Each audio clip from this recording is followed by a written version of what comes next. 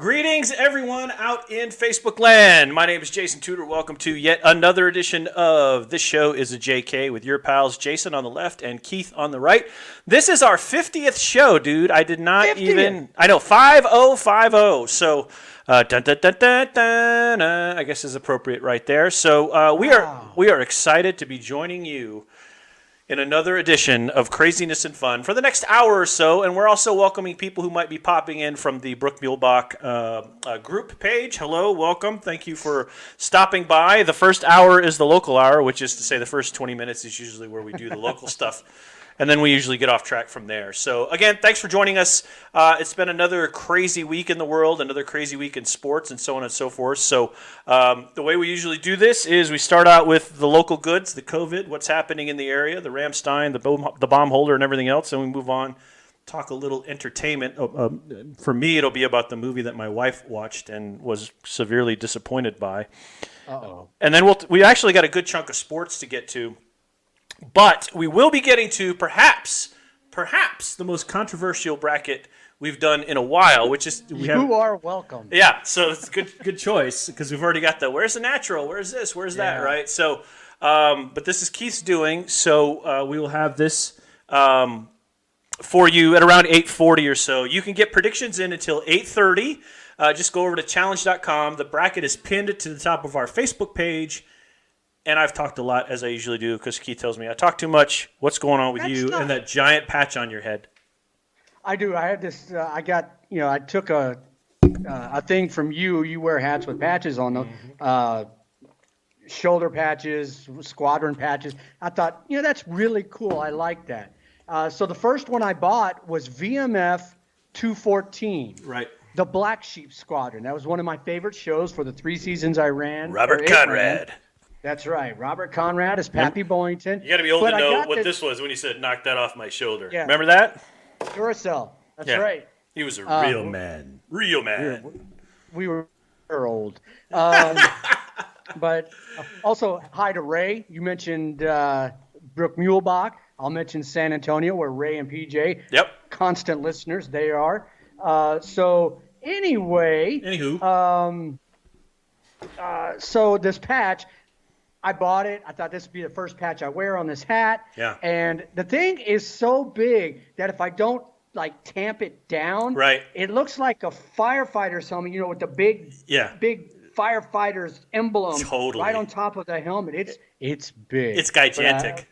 Yes, but I like it, so there you have it. Now, is that one of your photos in the background, or what are we looking at for tonight's Keith background? That's a picture I took. Okay, I thought so. I actually, it was coming in hot. That is a C5. That is not a C17. Yeah. No, that is a C5. Yeah. Rare sighting. I was going to the commissary at Vogelway early one Saturday or Sunday morning, and this aluminum overcast was coming in low and slow, and I just happened to be in a spot on the Einsiedlerhof Bridge over the A6 Autobahn, and there was no one around me. That's a lot of insider info right there. I stopped right in the middle of the bridge and took this picture and another one as it went right directly in front of me. Right. So, and PJ and Ray can tell you, if you were at altitude anywhere from the mid-60s to the early 90s to the mid-90s, you saw a lot of C5s because that was the pilot navigator training schoolhouse for the C5s. So, and 141s were also prevalent back then, the tubes of death. And the 135s, Scary. All right, let's do this like we always do it. Let's get on with the first bits of COVID updates. So the area here in Rhineland Pfalz hasn't changed too much. We're still in a one family member allowed in per household holding pattern. But the great news is, on the whole, in the area, the R numbers are going way down. So I think we talked about this last week, but in order to have any sort of go to the movies, travel, things like that, the R number has to get to about 50 and below. Most of the time, actually for the last 2 or 3 months, we've been at... Hell, we've been at 190, 180, 200 in some cases. One community is still at 200, although they just dropped to 160. So Germany has imposed, and the state of Rhineland-Pfalz in particular, has imposed all of these different sorts of what people would say draconian. They're very, at this point, they're very fatiguing, but things to abate the virus, right? So curfews and all sorts of things. Still go to stores, things like that. But Right. I get the sense now we are moving in a nice direction. Like we may be able to start having nice things again. What are you thinking? I'm hoping. I'm keeping my fingers crossed. I'm cautiously optimistic. There are still people that are not happy about masks. Certainly not about curfews. So it's tough. I was in a local grocery store off on the economy, as we say, Friday to get a couple of things, and everybody was wearing masks because the Germans take it very seriously. Right. I saw some surgical masks, and that's the one thing. So the numbers are right there. And we talked, as you said, we talked about it last week. So what it is if your cases are 200 per 100,000 people, then the real draconian measures come into place. They close everything down. They've install a curfew. And that's what's happening in a county next to us right now. Up around Baumholder. So we don't want that. There's a reason it happened in Baumholder, so I don't expect the curfew to last too long. There was an outbreak in a nursing home, so there's a lot of numbers from that particular nursing home or retirement center. So I don't expect that curfew to last too long, maybe a week. They said to the 14th, maybe not. But we are here in Kaiserslautern, Ramstein, Kaiserslautern are not near that number yet. In fact, our numbers are going so slightly down. So we are excited about that. And we're hoping maybe by summertime, late spring, early summertime, maybe we'll be able to travel again. The nice thing was going to the usual places that we're allowed to go, like the Exchange and the Commissary. There were not lines like there were for Star Wars on May 25th, 1977, as there were a weekend and a weekend before that. If you're from the Brew Me page and you're experiencing the show right now, you may recall that. But Commissary was great today. Nobody. And then we didn't go to the BX today, but we went. Well, that's what I meant to say. So the BX now open. Now, you still can't go in the front, but you can walk into the mall itself and walk around without there being barriers. So another sign that we're returning to some normalcy versus, in this chaos that we are. So that's what makes me hopeful for that. The weather's been shit the last 3 days, hasn't it? Shit. Ugh.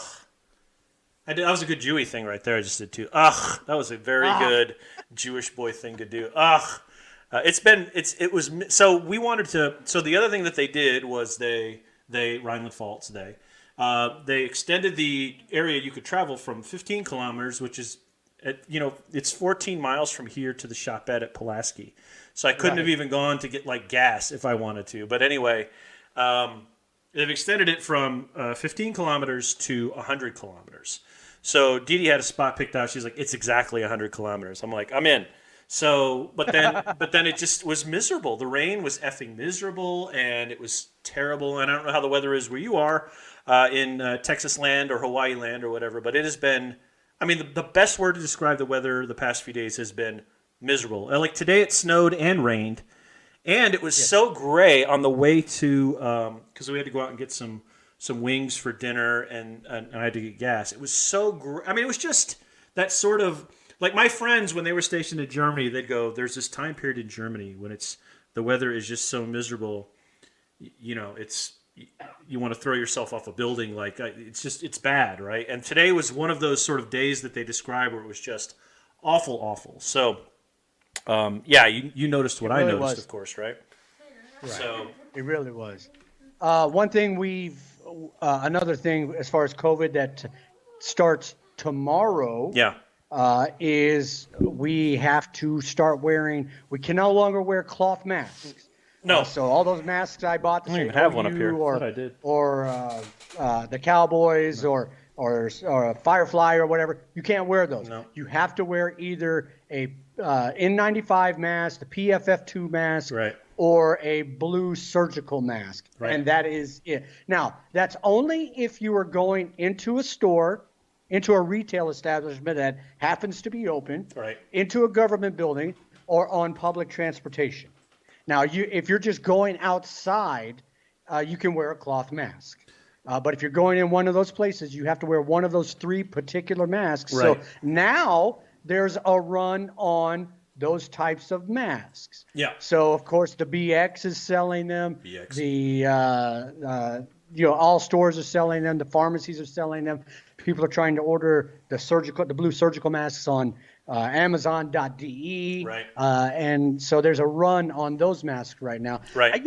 Is it a big deal? No, it's not a big deal. As long as you're able to get a hold of a few, right? Right. What makes it a big deal? Or if you don't need to go to Globus, or if you don't need to go to right, but you're going to have to at some point. So you kind of have to have these things on hand, and there's no two ways around it. So what makes it tough is when somebody doesn't make a decision right away, and then people are left wondering, well, does that mean we have to wear it here or there or everywhere, that kind of thing. So, and that's where we stand right now. Daniel Nathaniel says, Hawaii weather report, winter rains. I do not have the Ray and PJ Texas weather report, but I think they got snow. A lot of people got snow this week back in the States, like a lot of snow. Gary Kunick got a bunch of snow where he lives. And so the snow season is on back in the States. That is for sure. And we got new snow yesterday. I walked out, there was snow. It was just, the weather here has just been weird. Now, did I talk to you about switching gears a little bit and staying? Hey, before you switch gears, sorry. Yeah. There was a tornado warning in northeast Oklahoma last night, our time. Okay. So afternoon. So the not unheard of yet very rare winter tornado in Oklahoma yesterday. I think up around Nowata County. People still think Oklahoma is like tornado capital of the world, but it's not. Do you know what state it is? I want to say you're going to get it right. I think Louisiana or Alabama. You did not get it right. Kansas? Further south. Florida. Florida is the tornado capital of the United States, and that freaked me out. But I wonder if they count water spouts and such like that. That always. I don't doubt it. Yeah. Plus, when you get hurricanes, you get tornadoes. So. Yeah. So that makes sense. So did we talk about sunny and 70 in San Antonio? PJ says. Good. All right. Did we talk about when they closed basically the entire stretch of Highway 6 for like 2 days in a row because they spilled some chemicals on the ground?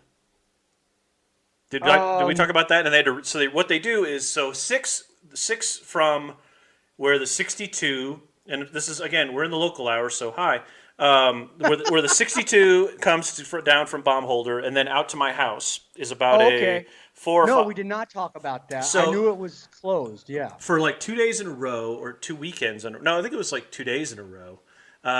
They basically shut that road down from there to my house. And so they reroute traffic onto Pariserstrasse, which is another big main road that runs by. But there are all these semis and things going through my village. I fortunately didn't get caught up in it, but when they shut down the entire highway, could you imagine them doing that in Los Angeles, basically just saying, sorry, we're shutting down these 8 lanes of the 10 for 5 miles. You're going to have to find another way through. I'm like, oh, yeah, this isn't Los Angeles. I get it, but it's just, it was crazy, and so it was a hot topic on the local page. A white Bronco. Only if they're. That's right. That's right. Yeah, I remember that day very well. When they tore down the old Einsiedlerhof Bridge, again, local. Sorry. Oh yeah. The Einsiedlerhof Bridge. Don't say sorry. It's the local hour. Hi, Connie. They closed the A6, which is a 6-lane autobahn. Yep. They closed the A6 for a bunch, right? Over a weekend, yeah. And so I drive across the bridge to go to the commissary, and it's just so eerie. Yeah. Seeing zero traffic on the Autobahn. Mm-hmm. It really is. It's eerie. I mean, there's still a lot of stuff that's Connie. It's really eerie because there's not a lot of stuff that's going on right now, right? There's just no events to go to, and like I got a little jealous of someone I saw on Facebook a couple days ago who took his kids to the movies in the States, and that's something Didi really wants to do is go to the movies. So it's just, again, hopefully the combination of the vaccine, the vaccinations, and the numbers, all the effective measures that have happened going down, and hopefully we're not confronted by like some Mars strain or some moon strain of the virus that we have to like, oh, nope, sorry, we got to shut down everything again because this strain of the virus came from Xanadu. Did Kubla Khan a pleasure dome erect? Okay, that's a bit of poetry, but right. Wow. Right. Yeah, I know.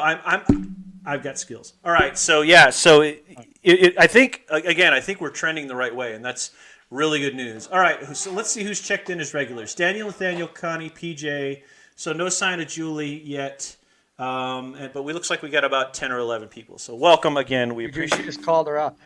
Well, we'll see. Let's see. How's your? We do locals. We talked a little bit about it among ourselves, but you're waiting, as am I, on the second round of the vaccine.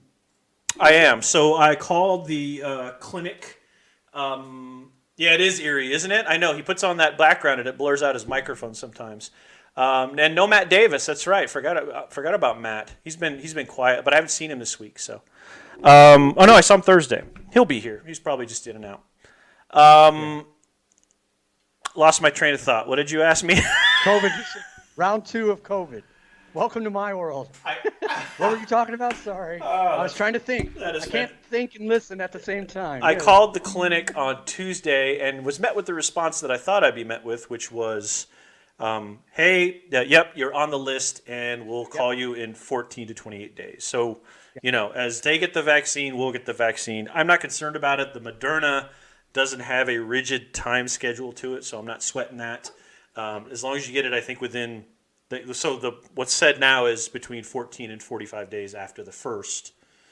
I'm fine. Whatever. I'm good. Yeah. I'm not at all stressing about this at all. So, yeah. I have been, and I'm in the same boat as you. I think you got it the Friday before I got it on a Monday. I think is how it works. I've been so lazy.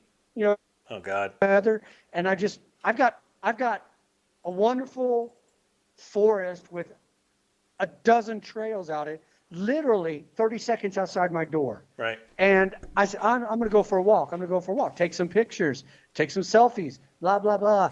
My ass has been in my recliner for the last 4 weekends. I'm telling you. I feel that. Have you heard about this? Right on your ass. All right. Yeah. Have you heard about this orange hat thing? No. When you're hiking? No. Supposedly, allegedly, I'm going to have to buy an orange stocking hat. Yeah. Because allegedly, when you're wearing an orange stocking hat and you come up with a group coming the other way, and there may be some singles in that group, whatever, if you're wearing an orange stocking hat, that says you are single. Are you shitting me? I am not shitting you. You better hope it means you're single and you're not like a swinger or something. At this point, I'm prepared to shed my clothes and do something with you right here. Yeah, at this point, It's shrinkage and all, but shrinkage and all. It's cold.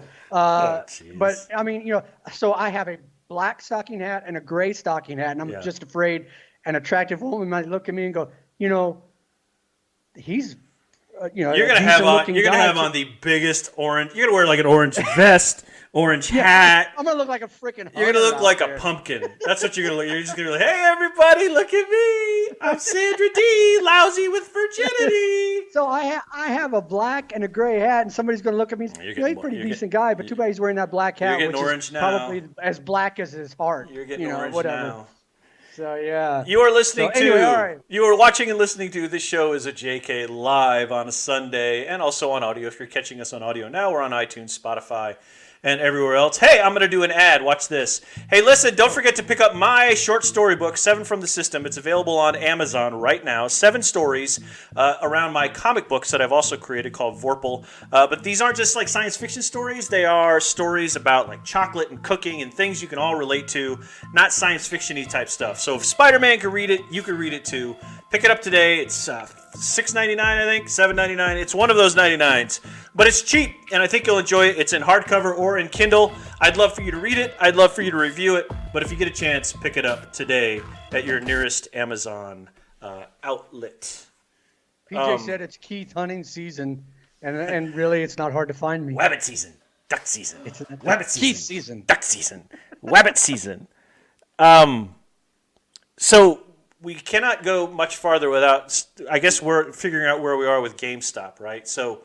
Wow. I believe that the day traders are still holding on to their shares of GameStop, absolutely trying to bankrupt as many hedge funds as they can. My understanding is that Robinhood has all but stopped trading, and that was one of the big resources they were using it. I've heard different things like they're only allowing to buy one share, and I saw one thing that even said that the Robinhood guy cashed the guy out and was like, "Sorry, we're not doing this, and here's this is what we're selling to you at like 113." Now, I sound very smart when I just said those last three sentences, but my knowledge of this is shallow end of the pool, right? I'm kind of a CNBC junkie when I'm at home. I watch it and try to understand, and so I sort of understand it, but to the extent that, and I do understand how the short sellers are basically bankrupting these hedge funds to the tune of, like, I think at this point, $20 billion. So here's my question to you, my friend. And actually, I was going to ask you to check on this at work. So here's my question.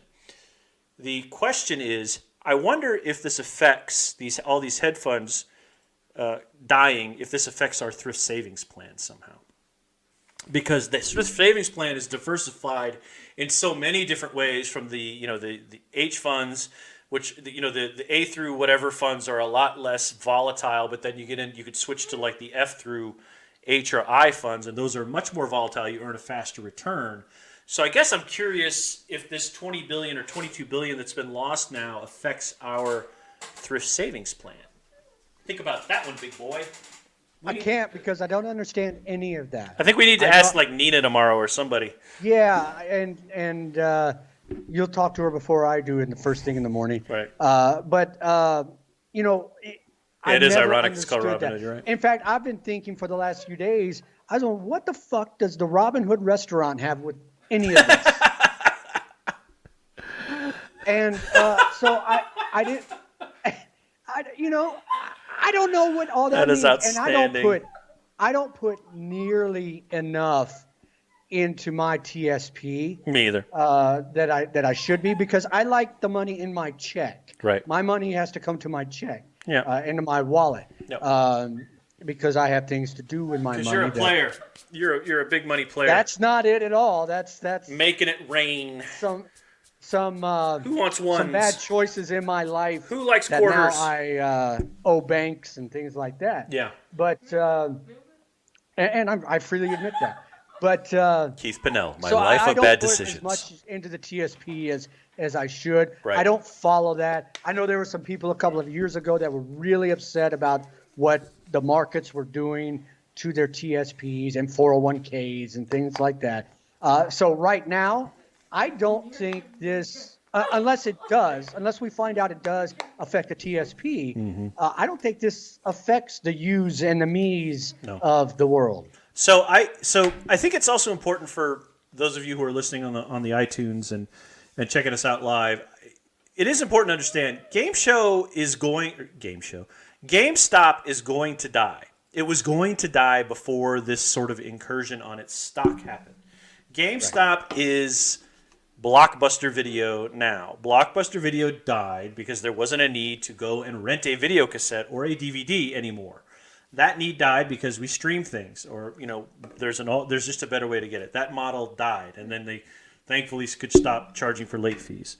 In the same sense, because back home where real internet exists, you have 100 gigabit connections, 10, whatever, 50, and you can download games pretty quickly. I think I downloaded a game called Apex Legends the other night. It was like 37 or 38 gigs, but that was an all-nighter. That was 3 or 4 hours to download that, right? So GameStop's primary business of exchanging games, selling you games in a box is dying. So that business was going to die anyway. And I think when this whole sort of Les Miserables, Enjolras Ross waving the red flag sort of thing started happening. You were very poetic tonight. Thank you very much. Is when the stock was at about 18. It was at about 18. And I think the highest that I've seen it, I'm pretty sure it's higher because they said it's gone up 1,600%. The highest I've seen it, though, is about 327 or 328, which is the reason why it's bankrupting all of these other businesses, because they have to make these margin calls and they can't make their margin calls. So Anyway, if you don't know, just think GameStop is Blockbuster. It's going to die.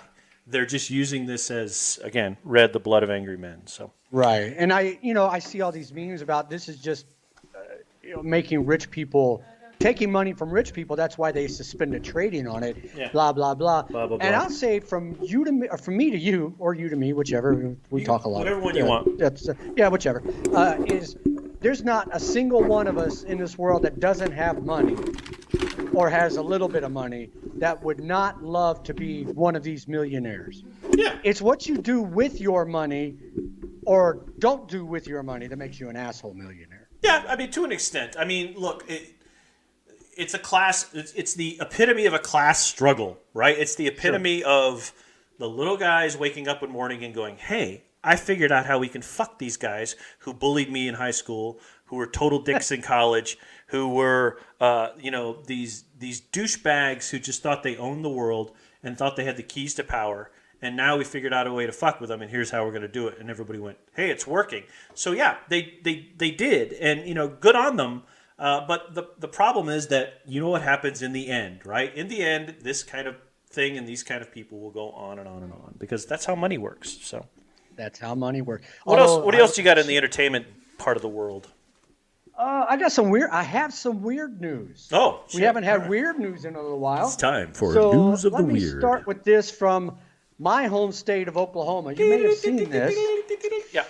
I hate this. Yeah. A Republican House member in the state of Oklahoma introduced a bill that would create a Bigfoot hunting season. Oh yeah. Representative Justin Humphrey's district includes the heavily forested Ouachita Mountains. They have mountains in and forests southeast in Oklahoma? Oh yeah, southeast Oklahoma. It's the beginning of the Ozarks.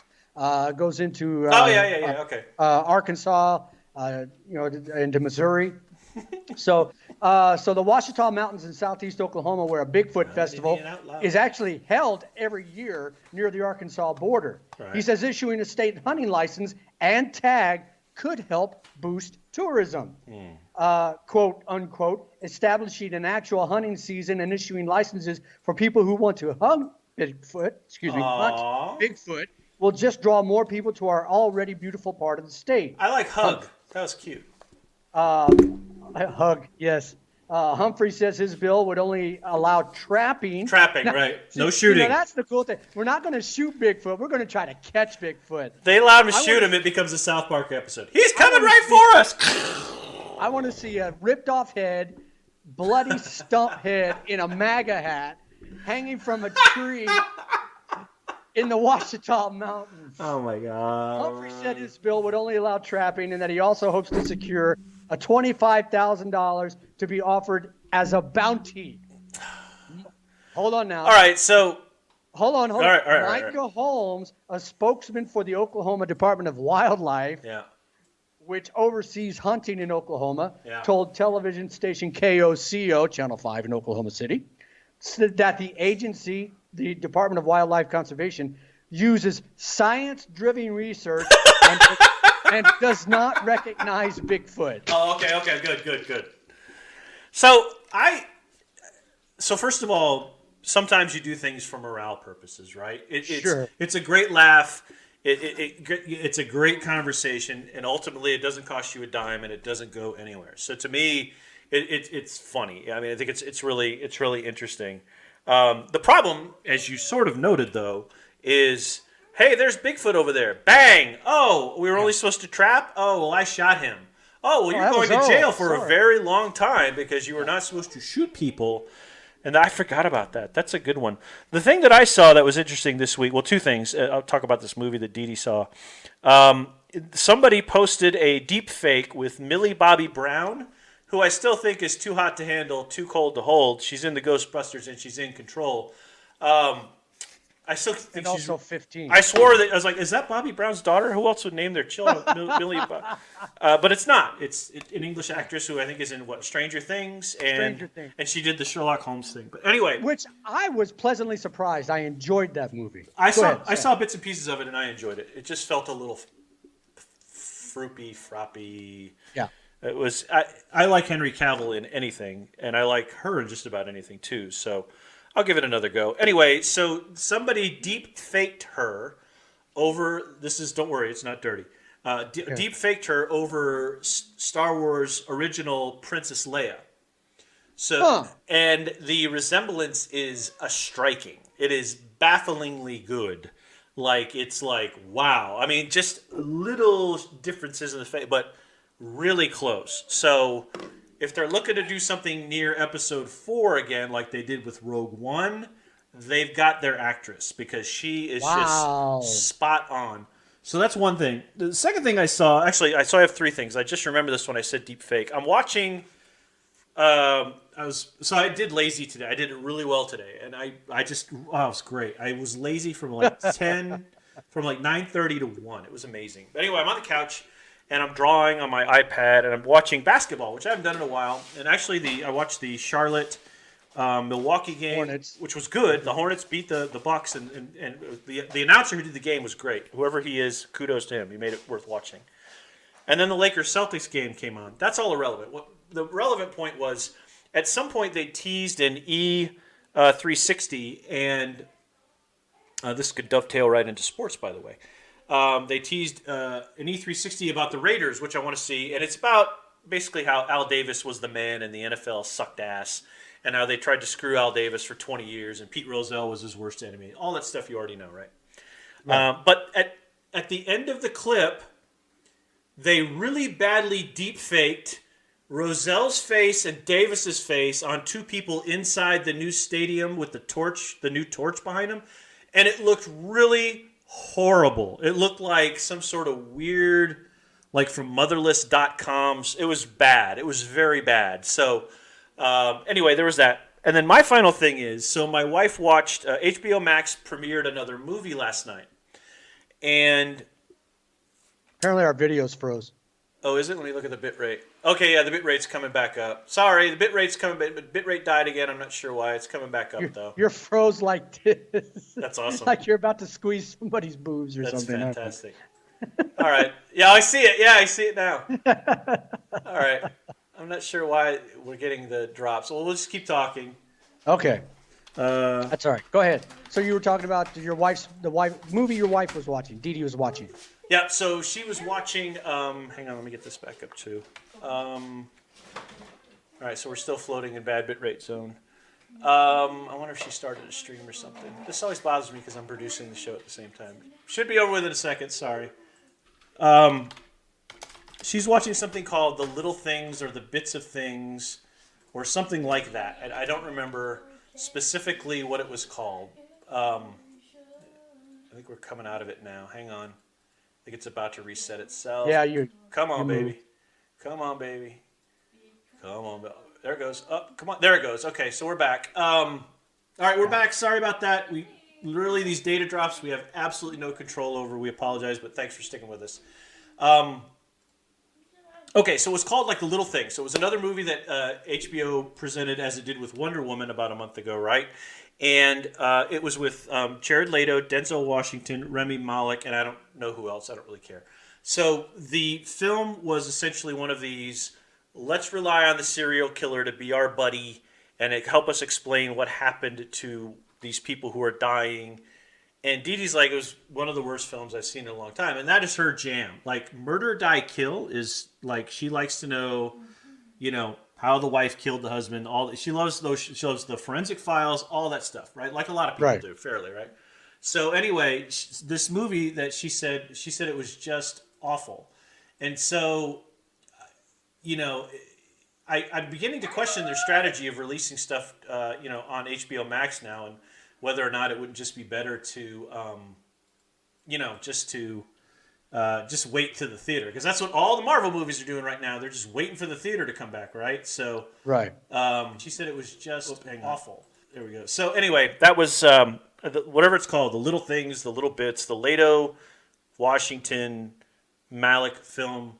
Avoid at all costs if possible. Okay. All right, let's get to sports. That really reminds me of a show that AFN is running right now. I think it's actually running in the States as well. We get it a day, a week later, whatever, called The Prodigal Son. Yes. I think I've mentioned you it like before. that a lot, though. Yeah, you like that a lot. I absolutely love that. It has Michael Sheen in it as the father, who was a brilliant surgeon, and behind the scenes, he's a homicidal maniac. Yep. His son. It's getting great praise, and as I said before, Michael Sheen is brilliant, so it's good stuff.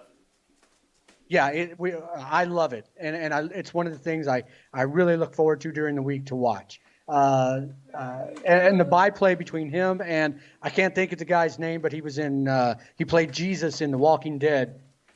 He's the son, and then another actress I like because she's hot is she was on the Orville. She played the Klingon in the Orville. I forgot about the Orville. There's also a cartoon now with Star Trek that's happening. Yeah, I haven't seen it, but I have one more story, and then we can get to sports. Well, you better hurry because we're running out of time for the bracket. Local. A man has been arrested in Berlin on allegations he made radio contact with air traffic, including police helicopters, and gave fake flight orders while impersonating an aviation official, said German officials. 32-year-old man in Berlin. The man is alleged to have made contact with pilots of passenger and transport aircraft, as well as state and federal police helicopters.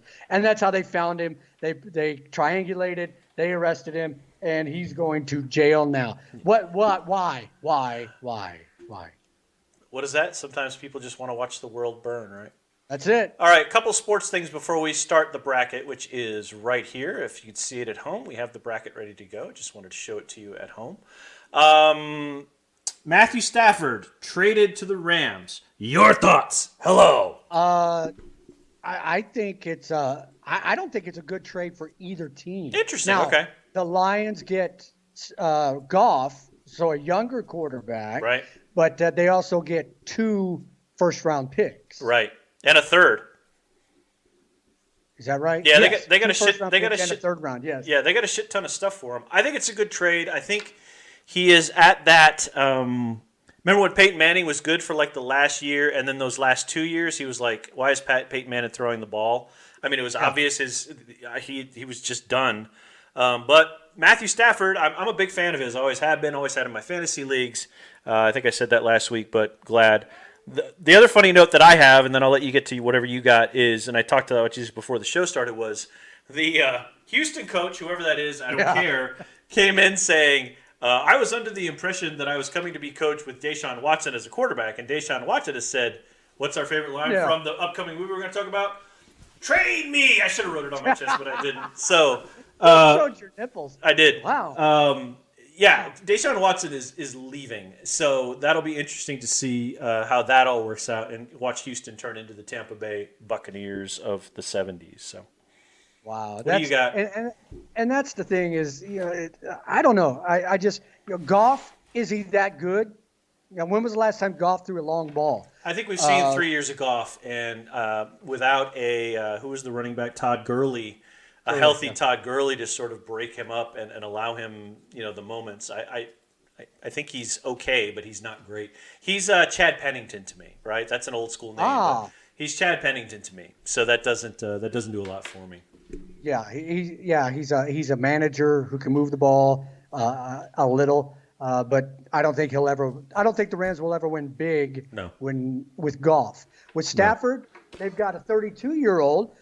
With lots of experience, but he's a beat up 32-year-old. Beat up, right? That's the problem I see is he's got a lot of mileage on him with the Lions, but 4 touchdowns a game still last year. He still had a lot. I think he's got 13 or 14 years, maybe a little less. I've always liked him. I always thought he was a good dude, and he was a pretty good player. So, and that's if they give him a line, give him a running back. Yeah, man. I'm pulling for the guy. I just don't like him when he plays Dallas on Thanksgiving Day. So the other thing I have in sports is the last time Oklahoma won a national championship was the year 2000. They've been in the playoffs since then, but they just can't make it happen. Son of a bitch. Anyway. Kind of like you getting a girlfriend. And Josh Heupel was the quarterback. So Heupel started off as a student coach and then moved up into the offensive coordinator booth. Right. And then when OU couldn't make things happen, he got fired. He went to UCF, University of Central Florida, where they continued winning under him. Just found out this week that he's going to Rocky Top, Tennessee. That's right. So he's going to be the head coach at Tennessee. And, boy, no pressure there, huh? Yeah, pressure. I have a couple of good friends who are raging Tennessee fans. I think he's under the same kind of pressure that Scott Frost is under at Nebraska. And look what Scott Frost has been able to do, which is not much. And he was the guy at UCF who were making all those noises 4 or 5 years ago that, we should be in the national championship game. Okay, but I think what it proves is the SEC has the best opportunities at recruiting anywhere, aside from perhaps USC, Southern California area, that sort of thing. That's, to me, the cream of the crop talent of college football comes from the southeastern United States, except for, again, your Joe Montanas who come out of Pennsylvania and some other places. But, you go to Nebraska, you still have to recruit. Where are you recruiting from? If you can't go into, can you into Florida? Can you convince somebody who does, to come to the middle of Nebraska in the winter to play in 20 below versus I can play at UCF in Orlando where it's 80 degrees and there's partying and there's Disney World. I mean, that's so appealing on another level. So anyway, good luck Nebraska, at UT. Believe it or not, Josh I know Claypool. I spent 10 years in Nebraska, off and on. Mm-hmm. I know a little bit about the program. I know people who played for that program. Right. They pull a lot from Texas. You think pulling from Texas, you get the Big 12 schools, if you will, and you got all the schools in Texas, whatever conference they belong to. Mm-hmm. But Nebraska pulls a lot from Texas, from California, Right. From they do pull from the southeastern United States. So it's not unheard of to get somebody from Texas. But also Nebraska is very proud of pulling homegrown football players. And they are, what's their record and how many bowls have they been to? Well, there's that. As the cliche goes, at the end of the day. Yep. Right? So up until Dr. Tom left, they were doing very well. Wow. And that's since then, a whole different era of college football, I think. That's right. The offenses have changed. Right. The way coaching has changed. The way you recruit has changed because of social media. I mean, we can go on and on about that, but we don't have time. It is time for the bracket because you are listening to this show and watching this show as a JK with your pals Jason and Keith. Don't forget we're on iTunes, Spotify, Google Play on the audio side. Live videos are archived right here on Facebook. And I discovered that we can do multiple streams at once. But given our data drops, I didn't want to try that tonight. We could stream to YouTube, Facebook. We could go to one or two. Wow. So I don't know that we want to do that, but I think people are used to our 8 or 10 loyalists are used to finding us here. So I'm okay with that. We just have to figure out another way to widen the field as we go on. Okay, we have a bracket. We do. It is a fair and fine bracket that I had a bit of input to, just to say that this 1 or 2 movies needed to be on the bracket. So let's take a quick look at it. Do you have it open, or are you going to be like? I have a printout of it. Beautiful. So all right. we have, and yes, I know The Natural is not on it. That would have been too easy. But as it stands, there are 4 baseball movies, 3 football movies, 3 basketball movies. Right. 1 soccer movie, 1 boxing movie, 3 golf movies, and 1 hockey movie. Right. So there's a pretty eclectic mix there. All right, let me run down the list. Actually, before I do that, let me start the tournament because I actually left it open for 4:40 for an extra 15 minutes, but I'm guessing we still have the same number. No, we got 1 extra prediction in. Wow. We have 13? 13 predictions. So let's do those first. Now, we're probably going to be able to get through the first couple of rounds because we did 16 this time, and we're running a little late. So let's see. There's Ray's prediction. Someone called this week's Looser. There's PJ. There's Matt's. There's Matthew, and then there's a Matt. There's Matt's. Keith Hewen's got his in here. GB's got a prediction. The Underdog, You're Killing Me Smalls, Camp, John B, Gunga Galunga, and Don't Care because The Natural wasn't on the list. So Gunga Galunga, Gus. I can't even say it. Gunga Galunga. All right, no Brian song, no Raging Bull. All right, That said, let me read what is on the list. All right, the 1 in the 16 is Caddyshack versus Tin Cup. Tin Cup should not have been a 16. But whatever. Slapshot is going to go against Hoosiers. I don't rate them. The Fish That Saved Pittsburgh goes against The Sandlot. A League of Their Own goes against Remember the Titans. The Longest Yard goes against Victory. Oh, wow, you put Victory on there. Wow. Field of Dreams versus Rocky. Major League versus Bagger Vance. Space Jam versus Rudy. Where do you want to start, King? Might as well start at number one. All right. Again, I don't seed these. I let the computer seed them. I know you do. So, all right. The first round is Caddyshack versus Tin Cup.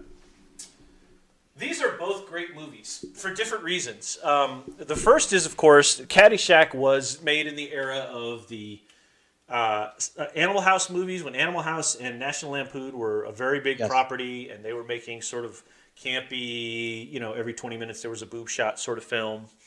Yes. And they were making great films. So this was sort of made in that time. It's Chevy Chase, Rodney Dangerfield, Ted Knight, who nobody remembers, Brian Doyle Murray, who's in every movie with his brother Bill Murray, who's the cat or the groundskeeper, of course. Yes.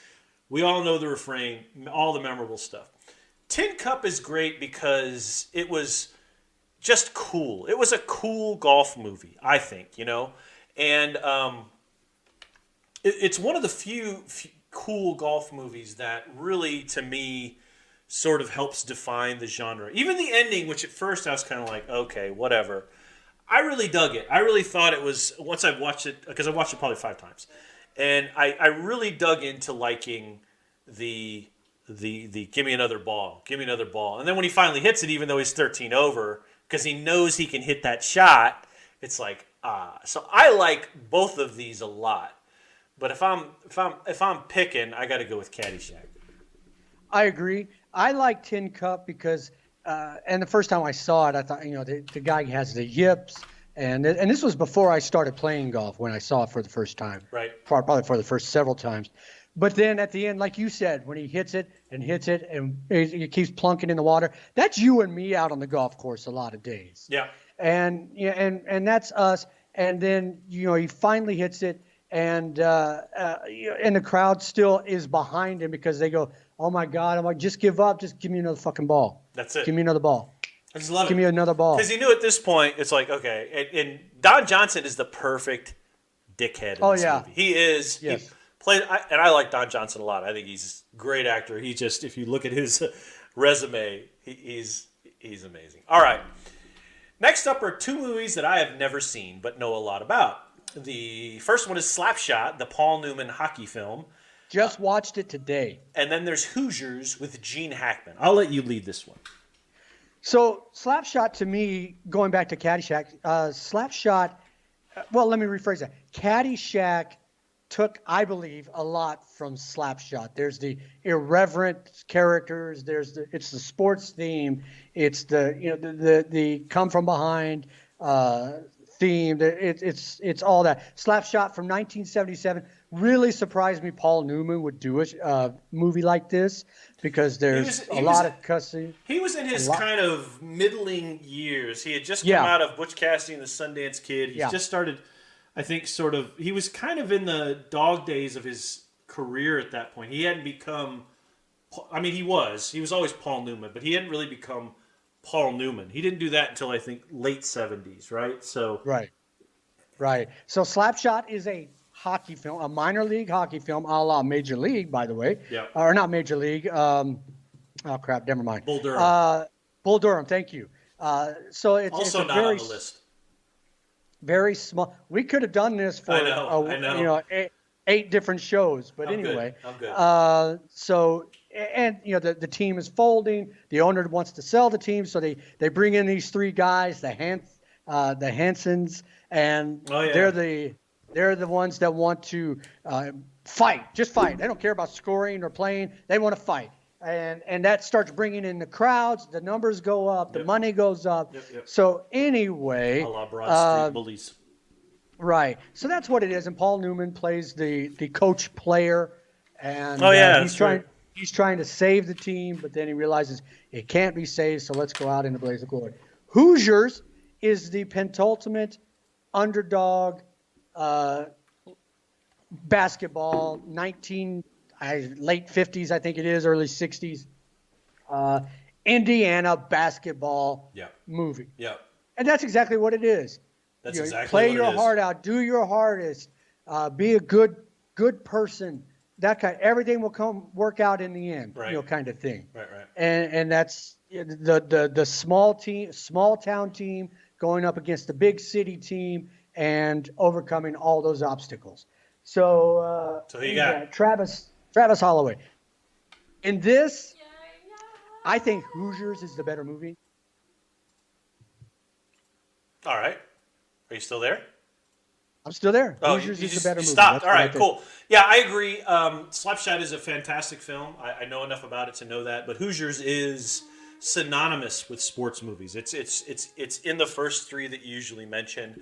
And Gene Hackman, when he still liked to act. So to me, that's a big deal. So no need to blather about that one because I'm about to blather about the next one a lot. So that's a 1. That's a 0. Hang on just a second. Yeah.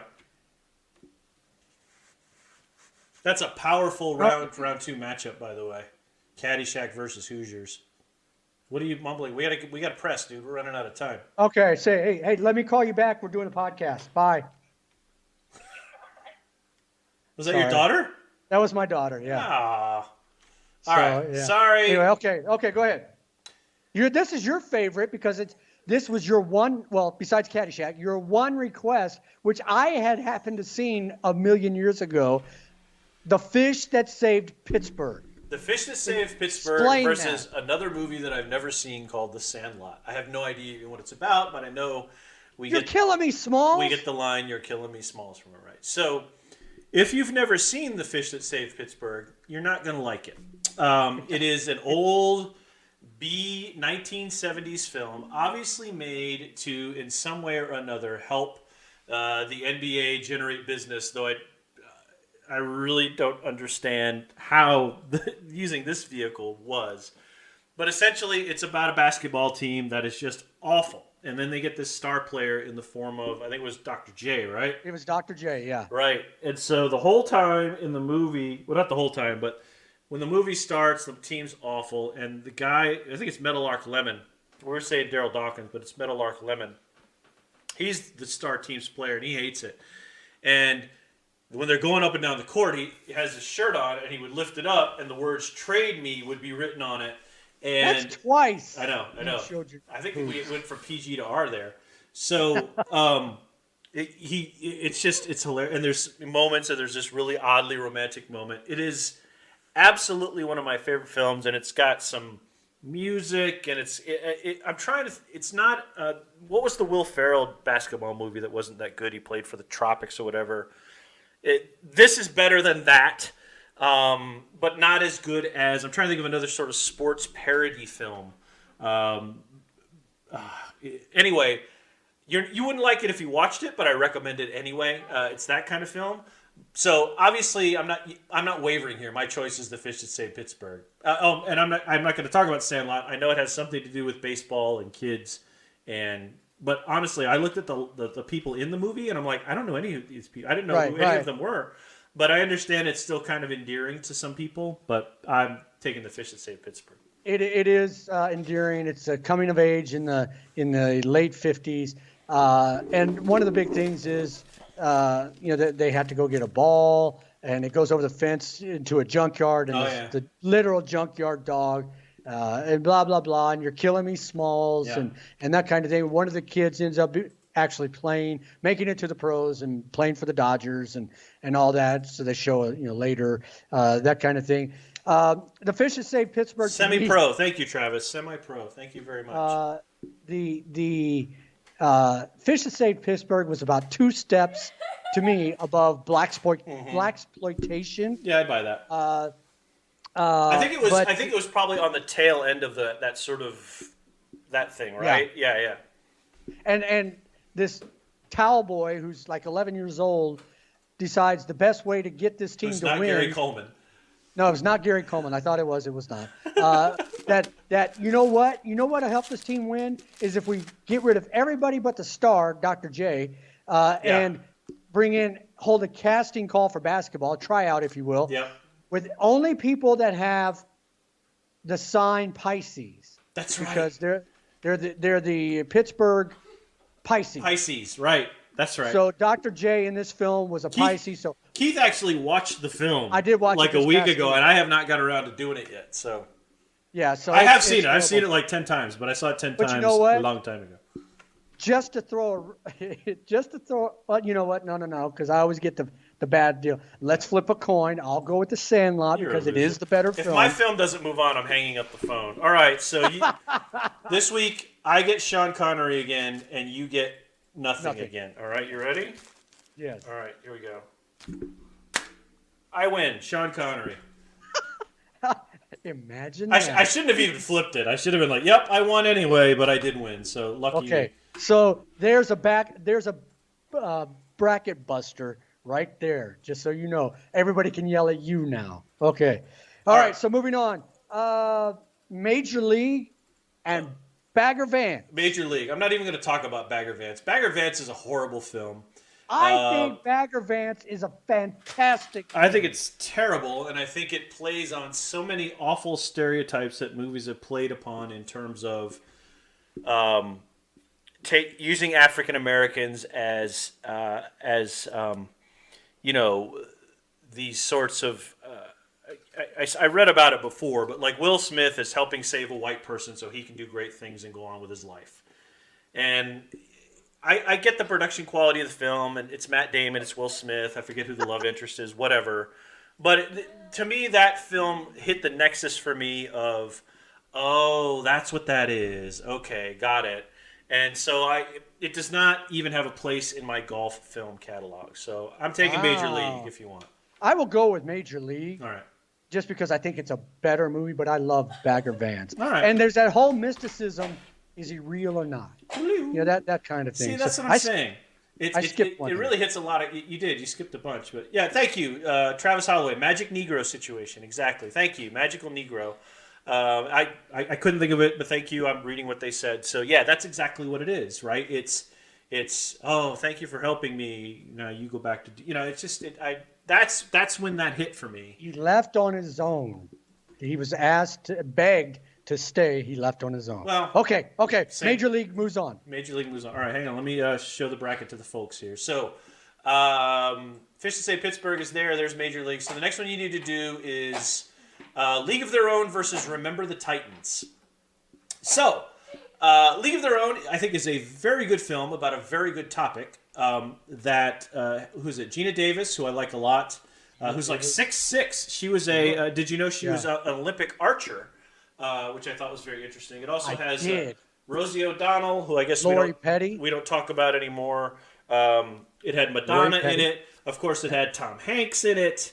And was a pretty good film about a factual topic. It is regarded by most as one of the better sports movies that there is.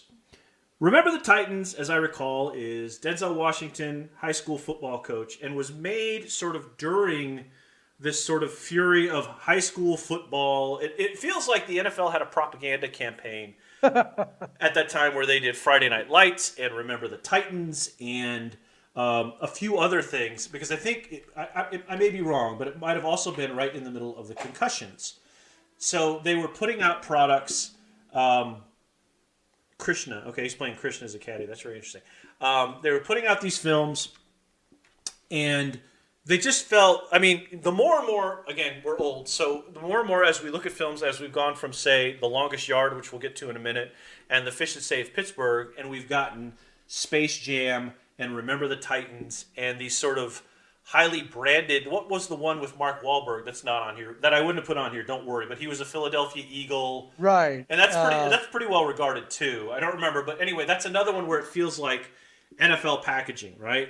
So Remember the Titans, what I'm trying to say, feels a lot like that. It feels like a very packaged product with a lot of rah-rah. To me, it's very much Any Given Sunday. It's Any Given Sunday on a high school field, right?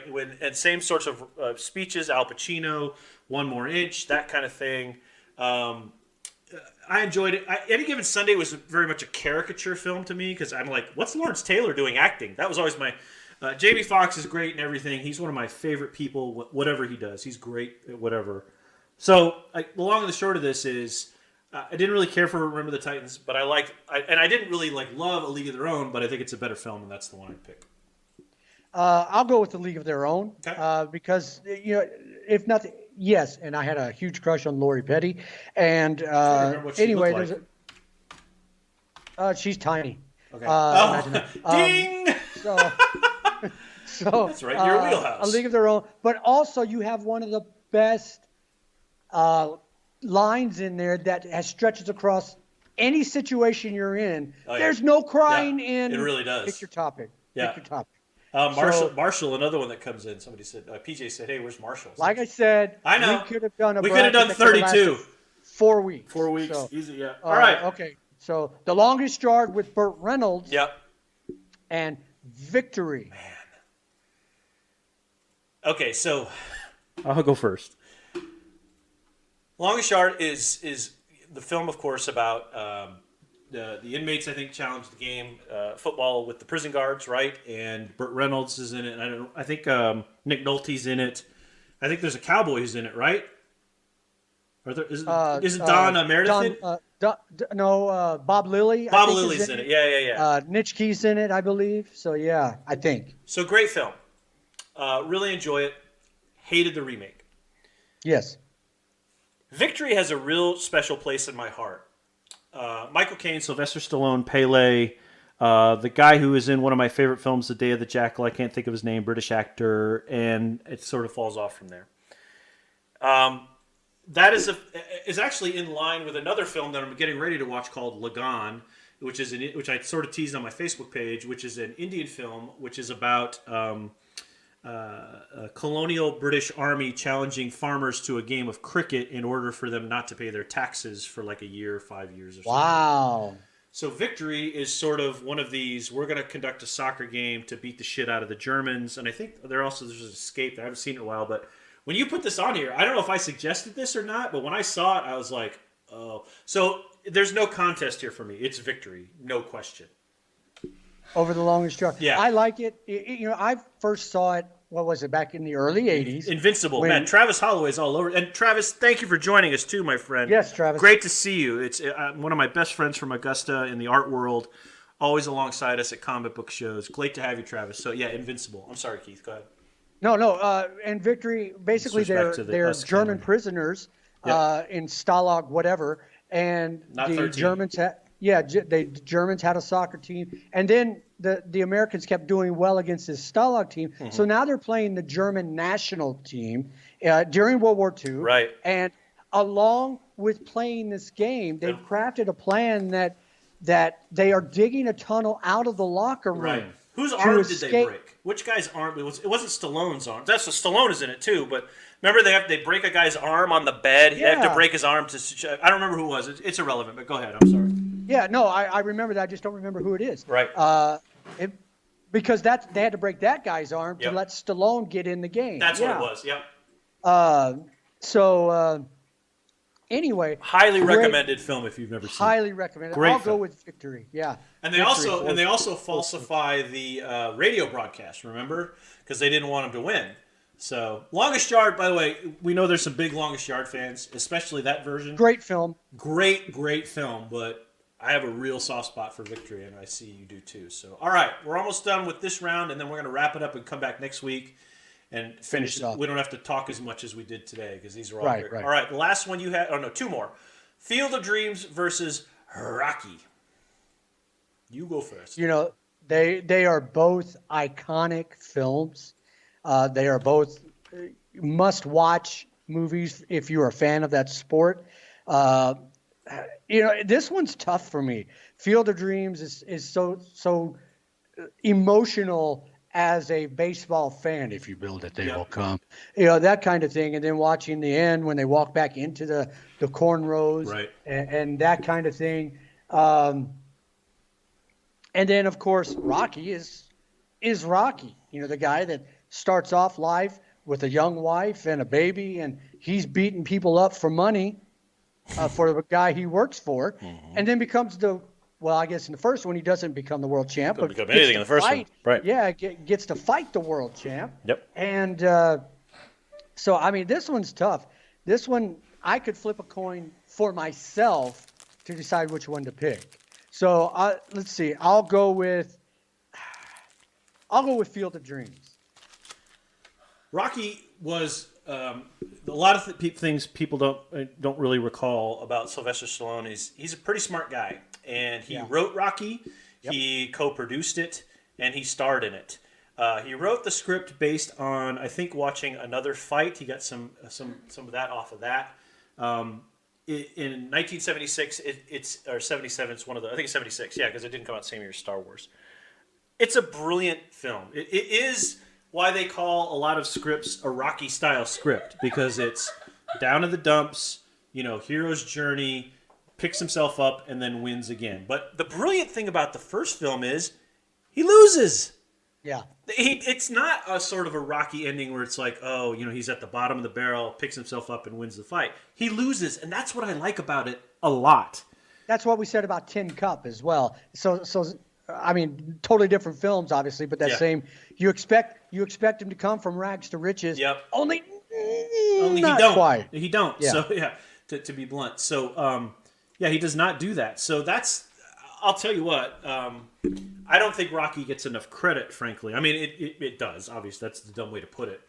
And I think he's done some smart things after that. So I have to pick Rocky. So flip that. I'm flipping it. Same thing. All right, you ready? Yeah. Here we go. Flipping happening. Boom. You, sir, are a winner. Field of Dreams. Field of Dreams. That's a surprising one. That'll be interesting. That's going to go up against Victory. And so our last one for this round and this show. And then we'll wrap it up. Is Space Jam versus Rudy. I just watched Rudy about 3 hours ago. I thought I'd seen it. I hadn't. So everybody knows it. Everybody knows it's literally the underdog, the small guy who says he's going to go to Notre Dame from a working collar family. They work in a steel mill, working collar family. There's no way in hell they're going to be able to afford Notre Dame unless they get a scholarship, and he's going to play football. By God, that's life around that household. Mm-hmm. And then he makes everything happen. And the end, the final game, coach doesn't play him, or he's not on the roster to play. And the day before, the team comes in and says, "Coach, I want Rudy to take my position, put him on the roster." Now that never happened. No. That was all a lot of mythological bullshit. Them carrying him off the field did happen. Him getting the last tackle of the game did happen. But the players putting their jersey on the coach's desk and all that never happened. So I love the story. Space Jam is a Disney thing with Michael Jordan and a couple of other players with cartoons. This is a no-brainer for me. I'm going with Rudy. I'm picking Space Jam. I've never seen either of those films. I just didn't really. I've never cared to watch Rudy, so I'm picking Space Jam. You ready to flip? Here we go. Oops, let me try one more time. Sorry. Flip it again. Space Jam is the winner. Over Rudy. Wow. Okay. All right, folks. That is we are set for our round of 8 and finals for next week. So come on back and join us next week. Let me show it to you one more time if you're watching video at home. So that gives us, let me back out a little bit here for you. So we've got Caddyshack versus Hoosiers, Fish That Save Pittsburgh versus A League of Their Own, Victory versus Field of Dreams, and Major League versus Space Jam. Any final thoughts? Because I've got to go potty, so wrap her up. I'm going to take a drink of water real quick. No, great bracket. I know there's, like I said, we could have done this bracket for another 4 weeks. PJ, thank you. So thank you for those who entered the bracket. Thank you for those who are participating. Thank you for your comments. Oh, wait. Let's check on the brackets, shall we? Yeah. Oh, yeah. Hang on one second. That's what I forgot to do before we wrap up. I can hold my potty until then. All right, predictions. Let's see where you are after the first round, folks. Okay. Last week's loser is in first place. He has 6 of 10, tied with Ray. Ray is tied for first with 6. Wow. We have 2 at 5 picks apiece. That is PJ and Matthew, not Matt. And then it kind of goes down from there. At the bottom is Keith Hewen. So, all right, we got to wrap this up, folks. Sorry, we got to wrap this up. We will see you next week on This Show is a JK. Thank you for joining us, and we will talk to you soon. Bye-bye. Bye-bye.